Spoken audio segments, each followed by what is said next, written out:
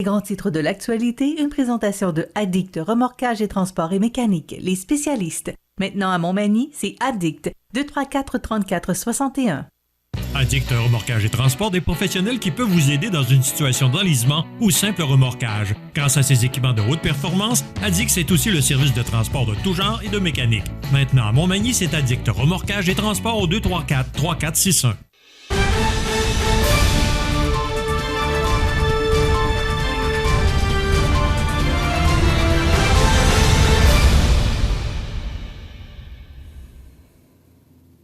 Avant de parler, je pense que les grands titres de l'actualité ce matin, c'est bien sûr les gens de la Floride là, qui vivent une catastrophe, là, particulièrement dans le coin de Naples. C'est épouvantable quand on regarde les images. C'est l'ouragan Ian qui ravage la Floride et on regarde ça de fois en fois. Il y avait eu Fiona la semaine dernière. On regarde ça de fois en fois, puis il me semble que ça augmente tout le temps. On parle de changement climatique, là. On est en plein dedans. Donc, on est avec ces gens qui vivent des catastrophes, là, on parle d'une dizaine de pieds d'eau à certains endroits, là. Alors, c'est épouvantable. José Soucy, bon matin. Bon matin. José, on va parler de politique, parce que c'est à peu près tout ce qui nous préoccupe ces temps-ci, parce qu'on est quelques jours de la fin de cette campagne, que je pense que tout le monde sera bien content que ça se termine. Ouais. Frédéric Poulain plaide un manque de volonté politique dans le dossier du complexe culturel et sportif et santé durable. Il l'a expliqué ce matin, mais il a émis un communiqué aux médias locaux hier. Exactement, Michel. Là, dans le fond, ce que M. Poulain là, dénonce, c'est qu'on a l'impression que politiquement, ce dossier-là n'a pas avancé parce qu'on avait, je te dirais, une unanimité au sein des intervenants locaux pour ce projet-là, alors que, selon les dires de M. Poulain, bien entendu, ce dossier-là est resté sur la table de Marie-Ève Proulx, la députée sortante, Michel, et je suis obligé de te dire qu'il n'a pas tout à fait tort parce qu'après la mobilisation qu'on a connue concernant ce dossier-là, on est encore au stade où on se gratte la tête pour savoir où est-ce qu'on va le déposer. Alors que M. Poulain, lui, ce qui avance, et je suis obligé d'être d'accord avec lui, puis je suis pas tout seul, je pense que la préfète de la MRC de Montmagny également, et plusieurs autres intervenants et intervenantes pensent qu'on aurait dû le déposer dans le PQI, parce que le PQI, qui est le Plan québécois d'infrastructure, ou le programme, là, appelez-le comme tu veux, mais c'est essentiellement la même chose, là, aurait fait en sorte qu'on aurait été en mesure de payer les frais récurrents. La première fois, on a tenté de le déposer dans le PAFIR avec, je te dirais, la volonté de la députée sortante, puis ça n'a pas fonctionné. D'ailleurs, on aurait eu un montant de financement de 66 %, donc c'est pas assez. Le milieu n'est pas en mesure d'aller chercher des millions de la sorte. Et il n'y aurait pas eu des frais récurrents. Il va falloir que ça bouge, Michel. Là. Je sais qu'il y en a des fois qui critiquent CIMA TV parce qu'on pousse sur ce projet-là, on veut que ça avance. Mais en même temps, je veux dire, ailleurs, il y a des choses qui se sont concrétisées. Puis ici, pendant 4 ans, on a fait du surplace avec ce projet-là, alors qu'il y avait une poussée du milieu, comme j'ai jamais vu dans une communauté, une poussée de la sorte là, pour un projet. Je viens de Rivière-du-Loup, j'ai vu d'autres projets, mais j'ai jamais vu une telle poussée, une telle unanimité localement. Puis tous les médias sont d'accord. Tous les intervenants qui passent ici, les hommes d'affaires, ou tu peux tous les nommer ou à peu près, sont tous unanimes sur le fait que c'est un bon projet rassembleur et on fait encore du surplace. Écoute, je reprends parce que Marc Lorrain a rencontré le maire, Marc Lorrain, maire de Montmagny, a rencontré le premier ministre lorsqu'il est venu manger une crème glacée ici. Crème à glace molle, hein? Oui. Et, M. Poulain en a parlé tout à l'heure, là, il a parlé plus de la couleur de sa crème glacée. Ouais, exactement. D'ailleurs, on retrouve sur les réseaux sociaux cette déclaration, alors que le maire a eu 5 minutes. Le premier ministre qui est passé très rapidement ici me semble qu'un dossier de 58 millions, c'est là, José, que moi je suis inquiet parce que c'est un dossier à lequel je tiens énormément. Si on veut développer la ville de Montmagny, c'est un dossier, la ville, et je dis la Côte-du-Sud parce Absolument. que c'est culturel, sportif, santé durable, ça implique tout le monde. Moi, j'attache beaucoup d'importance à ce dossier-là, puis il me semble qu'il y a juste une autre ici à Montmagny qui attache l'importance à ce dossier-là. Ben, c'est l'impression que ça donne, Michel, mais en même temps, M. Poulain... C'est l'impression que ça donne. Ben oui, mais en politique, tout est une question de perception. Et M. Poulain, lorsqu'il avance, qu'il a juste pris 5 minutes pour parler avec le maire Lorrain, alors que nous-mêmes, on n'a pas été invités pour rencontrer le premier ministre sortant qui passait à Montmagny. Je veux dire, il y a eu un manque à quelque part. On a l'impression que c'est accessoire, là, l'appui pour le dossier ou le fait que, plutôt que M. Lorrain dépose ou donne en main propre le dossier ou le document ficelé que possiblement avait déjà eu parce que c'était Marie-Ève Pau qui l'avait fait. Là, je pense qu'elle ne l'avait pas donné, mais peu importe, là, il faut vraiment que ça avance, je pense. Là. Et c'est un enjeu considérable pour Montmagny-Lillet. Il y a 2 gros enjeux. Ici, on le sait, en Côte-du-Sud, là, t'as le complexe culturel et sportif en santé durable pour Montmagny-Lillet et t'as le pavillon de médecine vétérinaire pour la Pocatière qui englobe, disons-le, l'entièreté de la Côte-Sud parce que la Côte-Sud, c'est réputé pour avoir beaucoup d'agriculteurs. Il y a également un 3e dossier d'importance aussi, c'est le dossier des paramédics de Saint-Jean-Port-Joli. Je pense qu'on devrait régler ça. Je comprends pas pourquoi ça n'a pas été réglé pendant les 4 dernières années, alors que tous les autres services limitrophes ont été réglés. Là, je fais allusion aux horaires de faction versus les horaires régulières. En passant, M. Legault est venu rapidement, très rapidement, là, ici, au le petit le bar laitier, là, tout juste à côté de chez Vigneault. Et aussi, je cherche le nom. L'igloo, merci. Blanc de mémoire. Mais je me pose la question, Paul Saint-Pierre Plamondon va être à Lévis, à Québec, à Lévis. Il passe par-dessus chez nous. Il s'en va à Rivière-du-Loup et à Rimouski, mais il n'arrête pas à Montmagny. Non, mais qu'est-ce que ça veut dire, c'est ça? quoi le problème? Y a-tu un bout de vin qui manque, là? Michel, c'est pas compliqué pour le PQ, là, on le sait. J'aime bien Michel Forget, c'est un excellent candidat. C'est un homme qui maîtrise ses dossiers. Ça n'enlève rien au candidat, mais pourquoi qu'on passe par-dessus? Ben, parce qu'il n'y a pas de gain à faire ici, tout simplement. Et si la CAQ est passée très rapidement... Non, mais si la CAQ est passée très rapidement et une fois, ça veut dire peut-être 2 choses.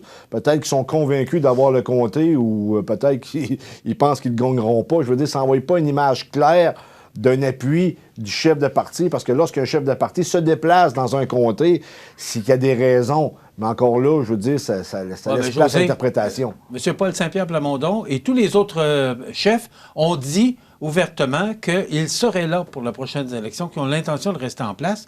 M. Plamondon a tout intérêt à passer ici, dire bonjour à M. Forget et aux partisans, parce qu'il y a des partisans du Parti québécois dans notre comté, je ne peux pas croire, là. Et après ça, ben là, il s'en va à Rivière-du-Loup. Mais moi, qu'on passe par-dessus chez nous, ça m'agace. Ben, je sais que Michel Forget a rencontré Paul Saint-Pierre Plamondon à Lévis, mais tu as raison quand même, ça n'envoie pas un bon signal, là. Ben, je ne peux pas dire d'autre chose que ça. Là. Quand même que j'argumenterais pendant 15 ans de temps. Non, mais la Côte-du-Sud, c'est quand même un grand comté. Ben, c'est parce que ça fait une couple de fois qu'on passe en face. Là. Je veux dire que ce soit pour le projet de médecine vétérinaire, là, on n'a pris en considération aucunement la Côte-Sud et la Pocatière. Lorsque M. Rivet a décidé de se présenter, bon, on l'a scoopé un peu là, par l'entremise de CMA TV parce qu'avec une source, on avait su que ça allait être M. Rivet. Il n'est pas venu annoncer son candidat. Il y a des choses aussi qui laissent à désirer, mais je vais continuer sur l'autre sujet. Là. On parle de la campagne électorale de la CAQ, on va parler de Jean Boulet, de sa déclaration. Oui. C'est vraiment le temps que ça se termine pour la Coalition Avenir Québec parce que M. Legault fait une mauvaise campagne. C'est toujours des bourdes par-dessus des bourdes, des choses qu'il ne doit pas dire. Ça ne veut pas dire que localement, ça va pas bien pour Mathieu Rivet. Je pense qu'il fait une bonne campagne de terrain, mais c'est vraiment le temps que ça se termine. Qui plus est, à sa gauche, du côté nationaliste, ben, tu as le Parti québécois qui est en train de reprendre du poil de la bête. D'ailleurs, on a un sondage qui a été diffusé hier, un sondage Angus Reid, et qui met la Coalition Avenir Québec à 34 %.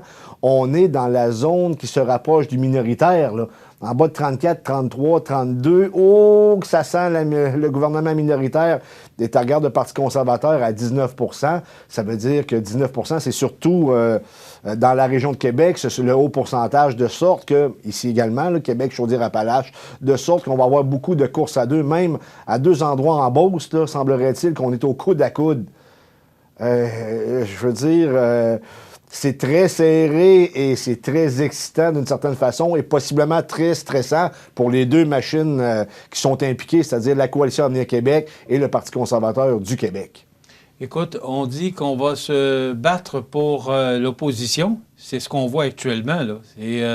C'est quand même assez différent, José, de ce qu'on a vu du Journal Le Québec la semaine dernière. Le sondage léger. Absolument, mais je pense que ça dessine une tendance. On sait que la Coalition Avenir Québec est en descendant.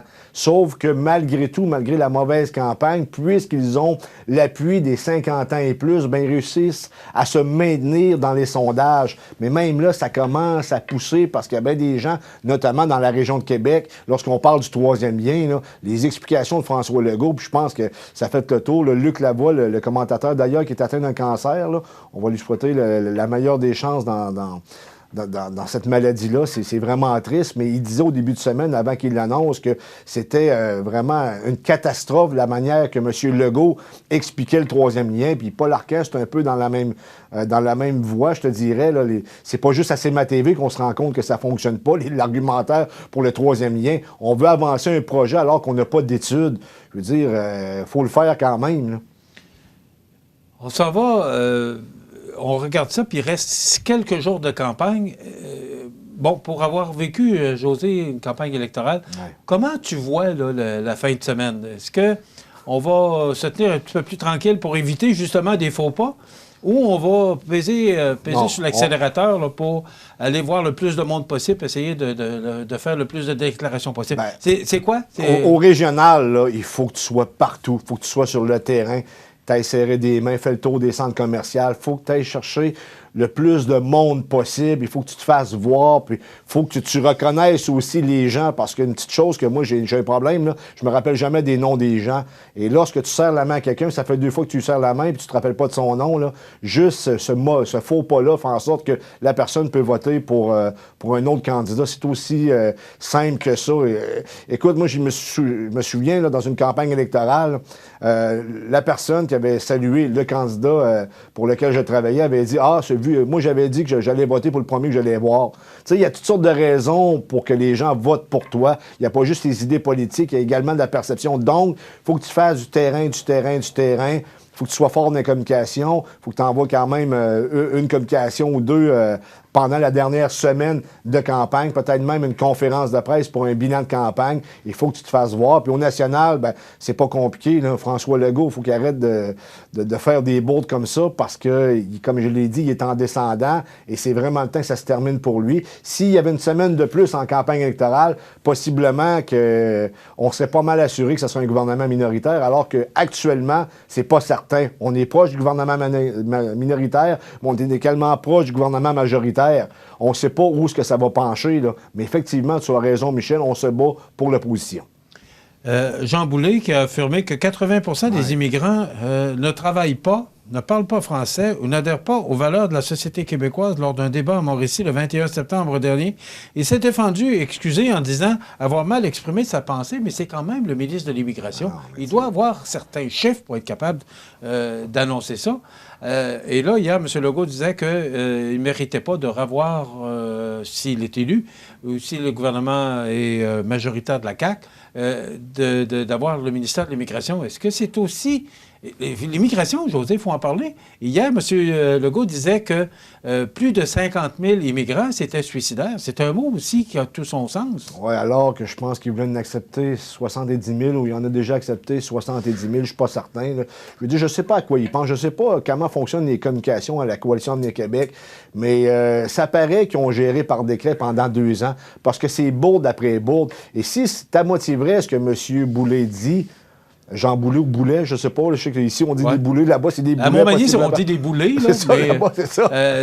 Plus près de Montréal, on parle de boulets. Là. Mais peu importe, ça, c'est un détail. On sait qu'on parle. Oui. Ce que je veux dire, c'est qu'il a dit une vérité. Ça veut dire que les politiques d'immigration du Québec, alliées avec le Canada, ne fonctionnent pas. Et ça fait en sorte que les gens, les nouveaux arrivants, ne parlent pas français. Ça veut dire que le déclin du français va se continuer. Et ça, c'est pas une bonne nouvelle pour la CAQ qui se dit nationaliste, alors que le Parti québécois, eux, sont extrêmement forts sur cet enjeu-là. Je veux dire, sur leur cheval de bataille. C'est vraiment le temps que ça se termine, là. Pour la CAQ. Hier, un reportage de Radio-Canada disait que c'était 65 des immigrants qui étaient à Montréal et qu'il y avait plus d'immigrants qui travaillaient que ceux que les Québécois ou les gens qui sont de la place. C'est un reportage que j'ai vu à Radio-Canada. Merci, José. Ben, écoute, ça va être intéressant. Il reste quelques jours à la campagne. Lundi, ce sera le temps d'aller voter. Donc, c'est une journée très importante pour le Québec. C'est un droit de vote, un droit légitime, et il faut l'utiliser, ce droit. Maintenant, ça complète notre émission pour aujourd'hui. Demain, on vous propose une chronique... demain. Qu'est-ce qu'on a demain, mon ami Jean? C'est une chronique santé? Ah, ben non, c'est une chronique prévention avec Mathieu Labrec demain. Et on recevra le dernier candidat dans Côte-du-Sud pour la semaine, M. Sylvain Lemieux, qui sera avec nous du Parti libéral du Québec. Je vous souhaite donc de passer une excellente journée. À demain.